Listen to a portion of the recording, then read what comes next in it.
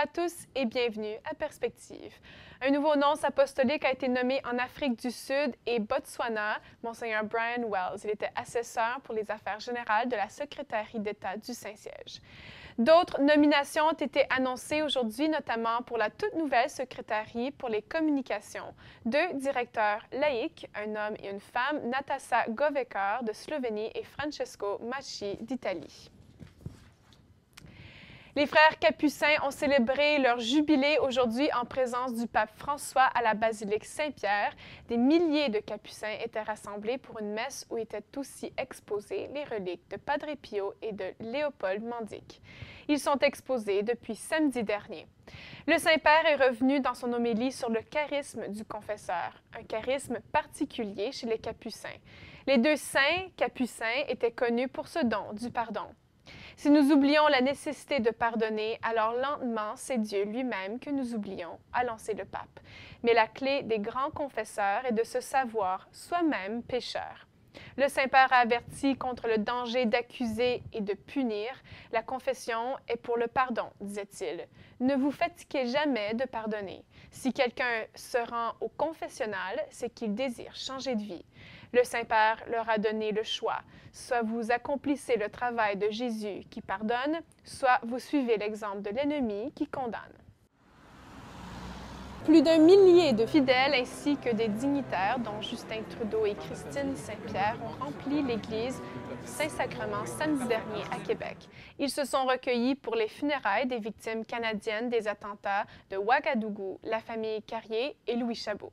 L'attaque avait été perpétrée dans la capitale du Burkina Faso en janvier dernier par un groupe armé djihadiste.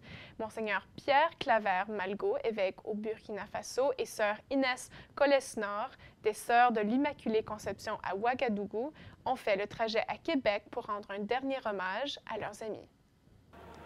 Quand on a appris qu'ils étaient à la morgue, c'était très très dur. Oui, oui.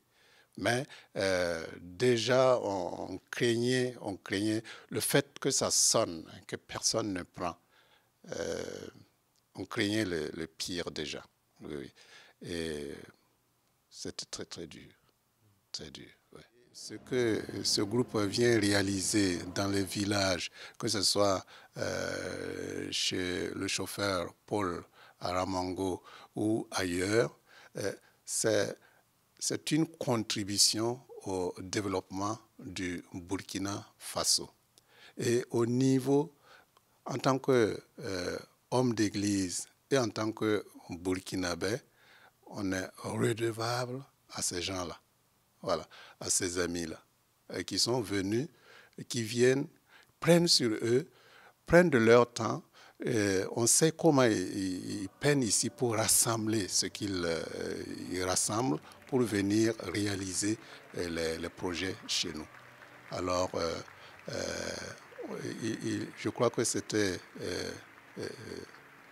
important pour nous de venir vivre les derniers moments avec les familles, avec les amis et finalement avec le pays. Voilà, quelque part, les malheurs, les touchants, c'est tout le Canada qui s'est mis debout parce que ça concernait tout le pays. Et c'est bien ça. Une personne qui fait quelque chose, tant qu'il n'y a pas eu le malheur, on ne savait même pas qu'il y avait des Canadiens qui faisaient quelque chose chez nous. Ben, nous, on le savait. Voilà. En tout cas, merci aux uns et aux autres. Merci. Puis, ne manquez pas une nouvelle émission des Échos du Vatican tout de suite après avec Charles Le Bourgeois sur nos ondes.